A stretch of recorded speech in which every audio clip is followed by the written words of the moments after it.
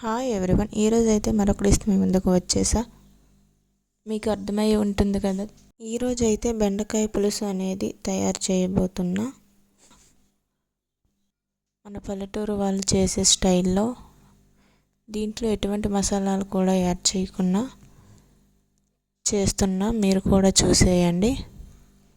ముందుగా stove on చేసుకొని దాంట్లో కొద్దిగా ఆయిల్ పోసుకొని అందులో ముందుగా కట్ చేసి పెట్టుకున్న బెండకాయ ముక్కలను వేసుకొని బాగా వేపుకోవాలి.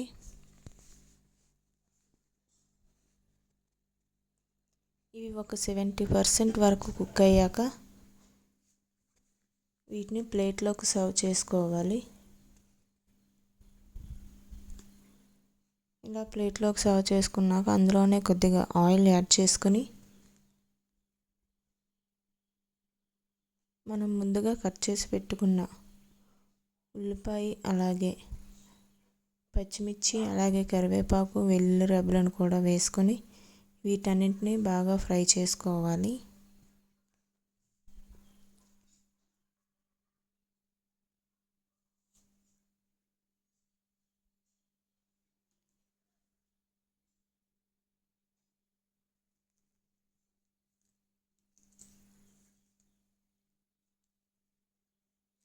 ఇవన్నీ బాగా ఫ్రై అయ్యాక దీంట్లోనే మనం ముందుగా కట్ చేసి పెట్టుకున్న టమాటా ముక్కలను కూడా యాడ్ చేసుకొని వీటిని కూడా బాగా ఫ్రై చేసుకోవాలి.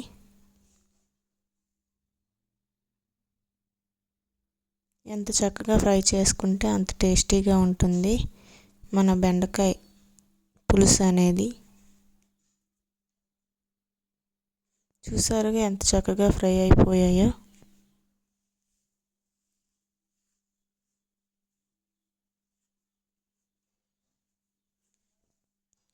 ఇప్పుడు ఇందులోనే మనం ముందుగా 70% కుక్ చేసుకున్న బెండకాయ ముక్కలను యాడ్ చేసుకుని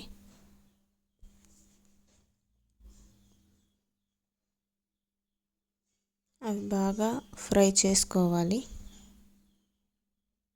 ఇవి ఆల్రెడీ 70% ఫ్రై అయ్యాయి కాబట్టి మరొక 30% ఫ్రై చేసుకున్నాక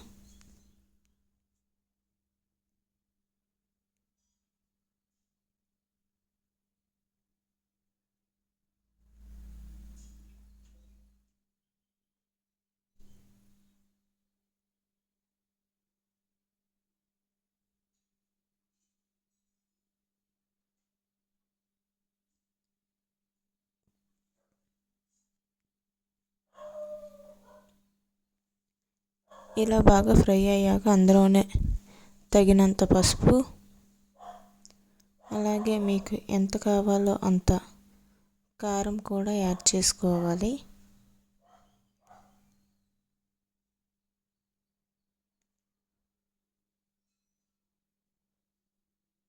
అలాగే కొద్దిగా సాల్ట్ యాడ్ చేసుకోవాలి. ఇలా ఇవన్నీ యాడ్ చేసుకున్నాక మొత్తం అంతా కలిసే విధంగా బాగా కలుపుకోవాలి. దీంట్లో మనం ఎటువంటి మసాలాలు అనేది యాడ్ చేయడం లేదు, మీరే చూసారుగా. అయినా సరే టేస్ట్ అనేది చాలా బాగుంటుంది. ఈ ప్రాసెస్లో మీరు కూడా ట్రై చేయండి. ఇలా బాగా కలుపుకున్నాక అందులోనే మనం ముందుగా నానబెట్టుకున్న చింతపండు రసాన్ని వేసుకోవాలి. మీకు ఎంత పులుసు అనేది కావాలో అంత రసం వేసుకోవాలి. మాకైతే ఎక్కువగానే కావాలి, ఒక 5 మెంబర్స్కి సరిపోయేంత. అందుకనే నేను మరలా యాడ్ చేసుకుంటున్నాను చింతపండు రసం అనేది. ఇలా ఎక్కువ రసం యాడ్ చేస్తే ఉల్లిపాయ, టమాటా ముక్కలు అనేవి ఎక్కువగా యాడ్ చేసుకోవాలి. తక్కువ యాడ్ చేస్తే తక్కువ ముక్కలను వేసుకోవాలి. లేదంటే చారు అనేది చాలా పలుచగా ఉంటుంది.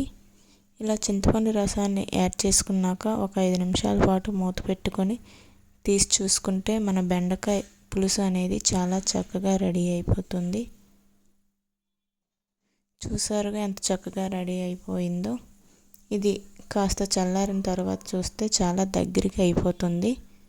చూసారుగా ఎంత చక్కగా ఉందో, చూడడానికి ఎంత బాగుందో, తింటే ఇంకెంత బాగుంటుందో. మీరు కూడా ఇంట్లో ట్రై చేయండి, చాలా టేస్టీగా ఉంటుంది. ఎటువంటి మసాలాలు లేకుండా కూడా బెండకాయ పులుసు అనేది బాగుంటుంది. Okay friends, bye.